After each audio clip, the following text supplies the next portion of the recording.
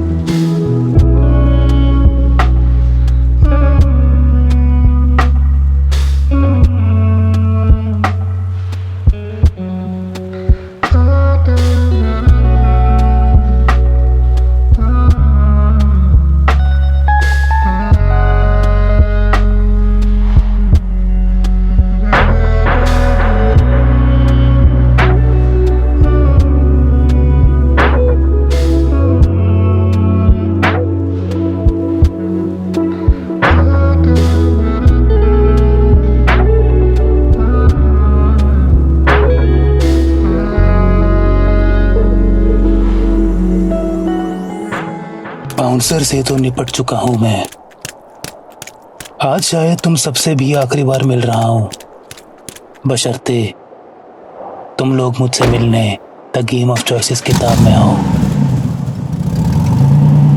तुम्हें क्रिकेट का इतिहास बता चुका हूं मैं। क्रिकेट और बैटिंग हमेशा साथ साथ चली है।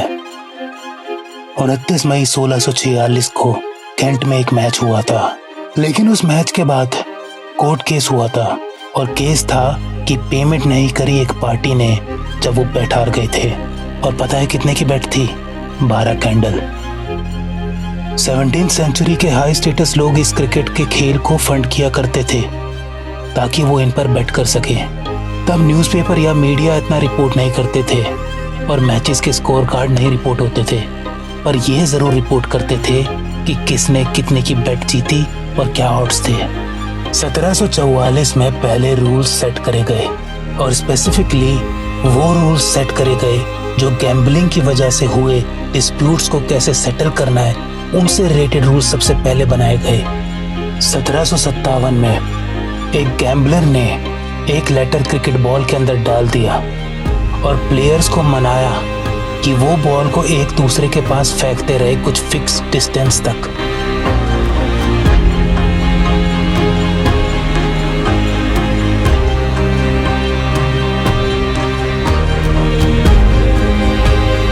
उस गैम्बलर ने आपस में बैठ ही ये करा हुआ था कि वो एक लेटर को लिमिटेड टाइम में कितना डिस्टेंस कवर करवा सकता है।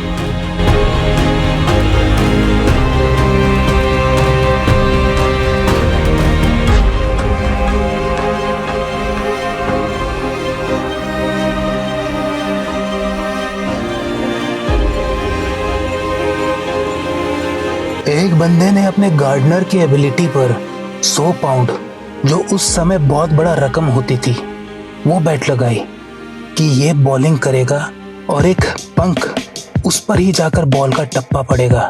और पता है क्या? वो बैट जीत गया। गैम्बलिंग तो इस खेल से शुरू से ही जुड़ी हुई थी। इसके बारे में तो किताबों में भी छप चुका है, और वो भी 1851 में ही। 1817 में एक खिलाड़ी ने एक ही मैच में 2 सेंचुरीज मारी, और कहा जाता है वो पहले खिलाड़ी थे इस अचीवमेंट को पाने वाले। लेकिन कुछ टाइम बाद वो भी मैच फिक्सिंग के दोषी पाए गए और उन्हें बैन कर दिया गया फ्रॉम लॉर्ड्स, और उनका टॉप क्लास क्रिकेट करियर खत्म हो गया। History repeats itself. आजकल की तुम्हारी जनरेशन ये सब कुछ जो देख रही है, ये सब तो इतिहास में पहले ही हो चुका है। बड़े बड़े खिलाड़ी पाए गए मैच फिक्सिंग में और बैन हो गए। लेकिन जब जब मैच फिक्सिंग शब्द लिया जाता है, तब तब बुकी का नाम सबसे आगे आता है। जरूरी नहीं होता कि हर बुकी मैच फिक्सिंग करे, जरूरी नहीं होता कि हर बुकी अपनी असलियत सामने लाए। लाखों में हैं बुकीज अपने देश में। क्या सब मैच फिक्सिंग करेंगे? क्या सबके पास इतना पैसा या इन्फ्लुएंशियल पावर है कि वो इंटरनेशनल खिलाड़ी को इन्फ्लुएंस कर दे? हम लोग खुद को छोटी मोटी बिजनेसमैन समझते हैं, और जैसे हर बिजनेस के अपने रिस्क होते हैं, वैसे ही हमारे धंधे में भी मैच फिक्सिंग भी एक रिस्क है। हम अपना असली नाम बता के बेवकूफी थोड़ी करेंगे। आम्ही मूर्ख आहोत ऐसे तुम्हाला वाटते का? हम अपने बिजनेस नाम से जाने जाते हैं। वानू एक प्रैक्टिकल डेमोन्स्ट्रेशन देन रही। मेरे क्रिएटर ने मुझे 2011 से यहाँ बुलाया। इंसान की काबिलियत से ज्यादा उसके सरनेम से उसका कैरेक्टर जज करते हो तुम। जात पात धर्म से आइडेंटिफाई करके एक परसेप्शन बनाकर जीतते हो तुम लोग। हम ये सब नहीं करते। हमारे धंधे में औकात बनती है अक्ल और मेहनत करने वालों की। और अब तक तुमने जो सब नाम सुने वो कौन सा हमारे असली नाम है, समझे?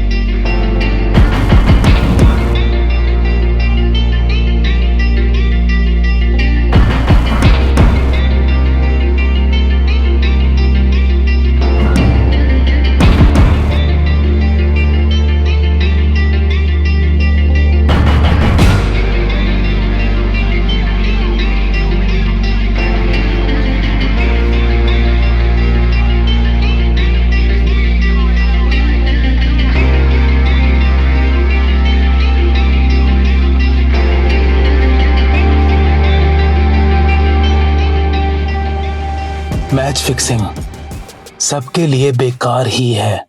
इससे खेल भी बेकार होता है और हमारे धंधे में भी दिक्कत होती है। एक साधारण से पंटर को जब ये पता लगेगा कि फिक्स्ड मैच में वो हारा था, क्या फिर कभी वो काम करेगा उस बुकी के साथ? जब भरोसा ही टूट गया तो कैसे चलेगा ये धंधा?